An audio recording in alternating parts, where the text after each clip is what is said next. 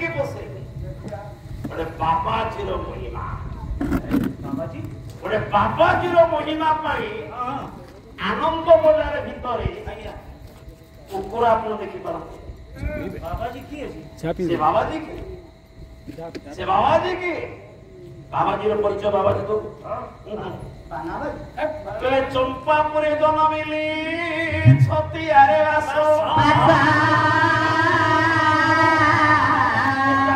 कमार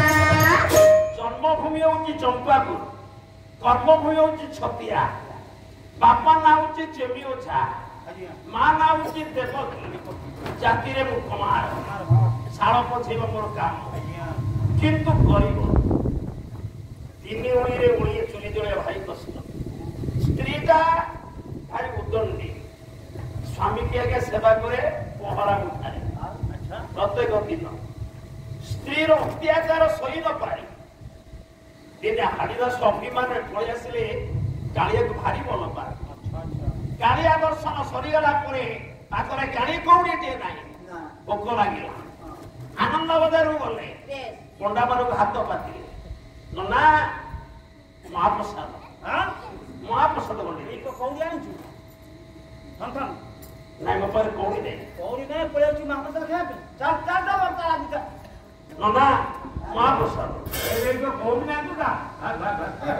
ये समतु मागिला चेक आपको गणथा मारी धक्का मारी तोड़ दियो रे पंडा माने गणथा मारी तोड़ देले बड़ दांगले छिड़ा हेई हाड़िया आखिर टप टप लोग कले माने तो पैसा न पाइले ये पेट भूकर मु केमिति एते बाट छटिया मने पड़ेला गुटी जगह अछि जगन्नाथकर पेजनला से पेजनला पेज पीबी छतेज पड़ी किंतु परे चिंता कले जेतेबेले मो पेजनला पेज पीबी से तो यात्री माने भक्त माने जाउचंती कोई देखो रे कांगालियाटा पेज काटुची ए जगह मोर निंदा हबन निंदा हबन तो ये राउरकेला सारला सांस्कृतिक परिषद हमें तीन दिन अतिथि एटी आदर अभाव नहीं सम्मान अभाव नहीं जहाँ कहला हम शिवचंदन बाहर जे आम केमी शीघ्र जीव बोली तापर विदा विधि यथा रूपे थुआई बीड़ा बधाई केते स्नेह केते आदर थरे पाई फिर द्वितीय थर आस किंतु एठी जदि आमे ए तो हबार नाही किछि जदि हम असम्मानित हो खाइबार हो विदा विधि हो ये कोन आम निंदा हम आपण करना तेणु आज हाड़िया चिंता कले प्रभु तोरी क्षेत्र आसी यदि तोरी भक्त पेज चाटिला एटा मो निंदा निंदा हम तो तेणु तोते मो निंदा देविनी मो मनीष रूप जीविनी रूप बदलनी आज्ञा से दिन बाबाजी मानकर केମିତି अवचेतन होइबा रूप बदलई देले लोक नचिन तुम प्रभुर निंदा ये धवल स्वान रूप धरिले तो क्षण धरिले तो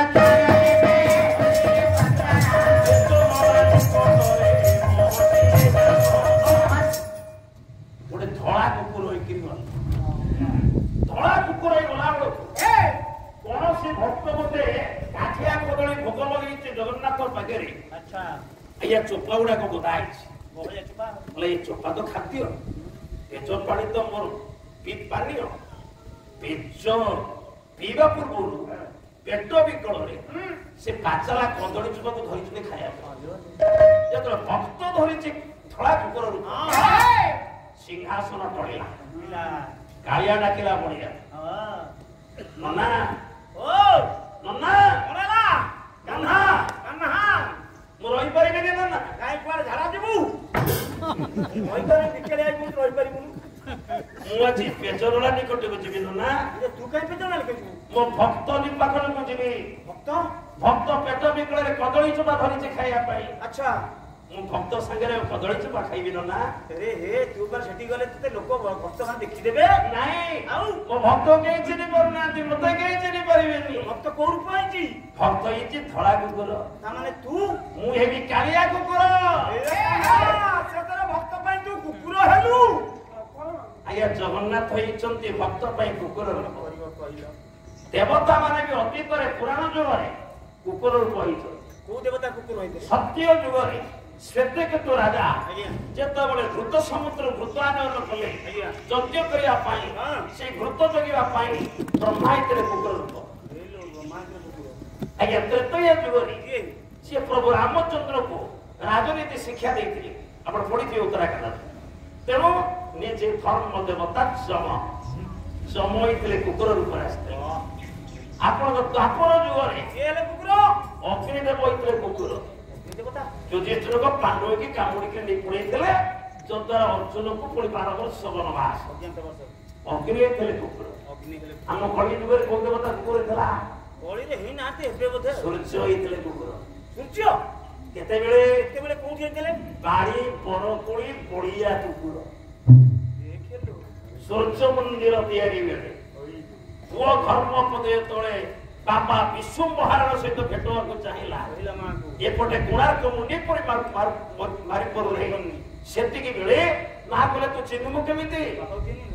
ନା ନେ ବାଡିର ବରକୋଳି ତୋ ବାପା ଚିହ୍ନି ପାରିବ ନା ବାଟ। ଏତିକି ବେଳେ କାଳିଆ କୁକୁର ତଳି ଆଗରେ ଭୁକିଲା ଗୋଟେ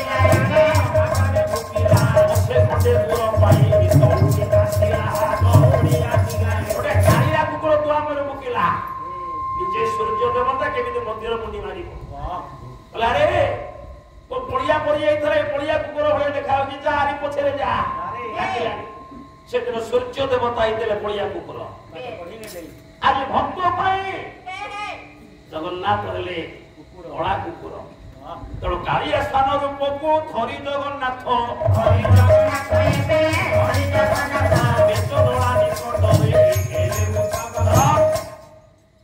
ଧଳା ଧରିଛି କଦଳୀ ଚୋପା। ଗୋଟେ କାଳିଆ କୁକୁର ଦୌଡ଼ି ଆସିଲା, ଧରିଲା ସେ କଦଳୀ ଚୋପା। ଏଡେ ଟାଣୁଛି ଧଳା, ଏଡେ ଟାଣୁଛି କାଳିଆ। ଟଣାଟଣି ଚାଲିଛି, ଟଣାଟଣି ଚାଲିଛି। ଏପଟେ କାଳିଆ ଟାଣୁଛି, ସେପଟେ ଧଳା ଟାଣୁଛି। ଯେତେବେଳେ ଦି ଜଣ ତାକୁ ଟଣାଟଣି ଭୁକାଭୁକି ହଉଥିଲେ,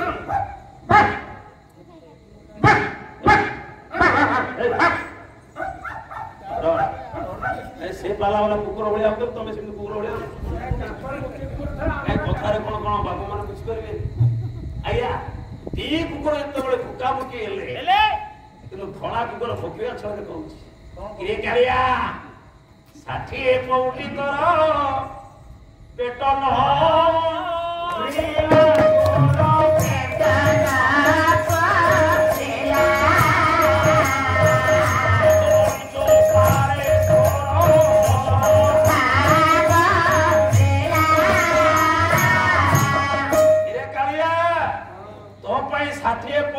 ପ୍ରସାଦ 13 ପଉଟି ବ୍ୟଞ୍ଜନ ତରକାରୀ, 100 ନଉତି ପଣା ପାଣି, 56 ପ୍ରକାର ଭୋଗ। ଆମେ କୋଉ 60 ପଉଟି ଠାକୁର ପାଖରେ ଭୋଗ ନାଇଁ ଆଜ୍ଞା, ଆହୁରି ଅଧିକା ନା। କେତେ ଆପଣଙ୍କର ଅଭିରାମ ଲିଖି ନାହାନ୍ତି? ପ୍ରଭୁଙ୍କ ପାଖରେ ଦୈନିକ ନୀତି କେତେ ହୁଏ? କେତେ ପଉଟି? 60 ପଉଟି ଅନ୍ୟକୁ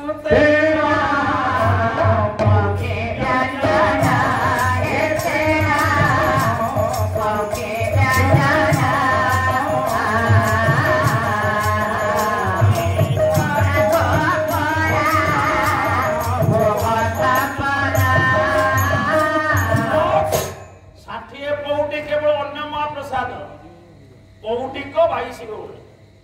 ଆଜ୍ଞା ତେଣୁ ଇଏ ଆପଣଙ୍କର 60 ପଉଟି ଅନ୍ନ ପ୍ରସାଦ, ତାପରେ 13 ପଉଟି ବ୍ୟଞ୍ଜନ ତରକାରୀ, ଏଇ ଡାଲି ଡାଲମା ବେସର ଇତ୍ୟାଦି, 100 ନଉତି ପଣା, 56 ପ୍ରକାର ଭୋଗ, ଶୁଖିଲା ଭୋଗ, ରସକେଳି ରସାବଳି ପୋଡ଼ପିଠା ଇତ୍ୟାଦି। ତେଣୁ ପ୍ରଭୁ ପାଖରେ ଏତିକି ନିମିତ।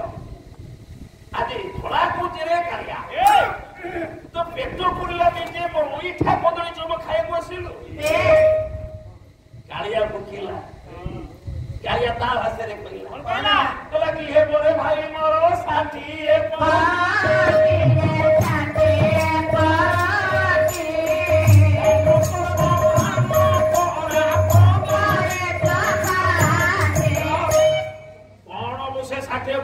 ପ୍ରସାଦ ମୋ ଭକ୍ତ ପାଠର ଅଇଠାଟା ମୋ ପାଇଁ ମହାପ୍ରସାଦର ଆହୁରି ଅମୃତ ହେଇଯାଏ। ସେଦିନ ସବରୀର ଅଇଠା ଖାଇବା ପାଇଁ ମୁଁ ତା ଘରକୁ ଛୁଟି ଯାଇଥିଲି। ତୁ ଖାଇବୁ ମୁଁ ଖାଇବି, ଆମେ ଖିଆଖିଇ ହବା। ହାରିଆ କହିଲା ଆଜି ଏଇଟା ସାରିଦବୁ, ଯଦି ଅଇଠା ଖିଆଖିଇ ବେପାର ଏଇଠୁ ଆରମ୍ଭ କରୁ ଚାଲ ମୋ ସାଙ୍ଗରେ ଛତିଆ। ସେଇଠି ବସିକିରି ଆମେ ଭକ୍ତ ଭଗବାନ ଅଇଠା ଖିଆଖିଇ ନା ନାଇଁ ଯାଇ ହବନି ନା ହଁ ଯିବୁ ନା ଯାଇ ହବନି ନା ଦେଖାଯାଉ ହଲା ହଟି ଆନା କର କେତେ ଲଗାଇ ସୁନା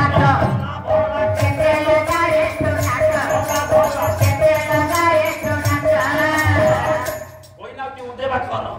ସେଦିନ ହରିଦାସ ଦାବି କଲେ ଚାଲ ମୋ ସାଙ୍ଗରେ, ଯଦି ତୁ ନ ଯିବୁ ଛତିଆ ଗ୍ରାମକୁ ଉଠାଇ ନେବି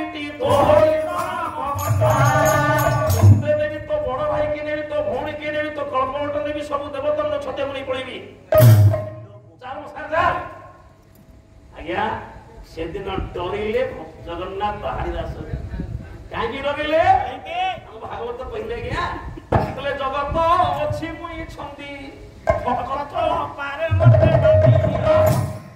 ମୁଁ ଜଗତକୁ ଛନ୍ଦିଲା ବାଲା, କିନ୍ତୁ ମତେ ଛନ୍ଦେ ମତେ ବାନ୍ଧେ କେବଳ ଆପଣଙ୍କର ଅଭିରାମ କଥା କହିଲେ ବୋଲେ ତୋର ଜୟ ଦେହ ବଳ ଶୂନ୍ୟ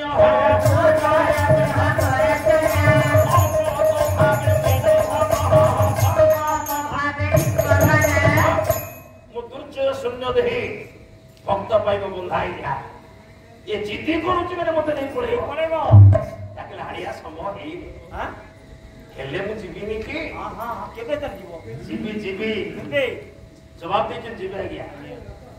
जेते बेले यात्रा ही रोहिब दिवस आज्ञा 9 मासे 6 मासे पृथ्वी देवी होइबे संतोष आज्ञा। आपण देखंतु माणिकर निजार दास लिखिछंती जगन्नाथ कहले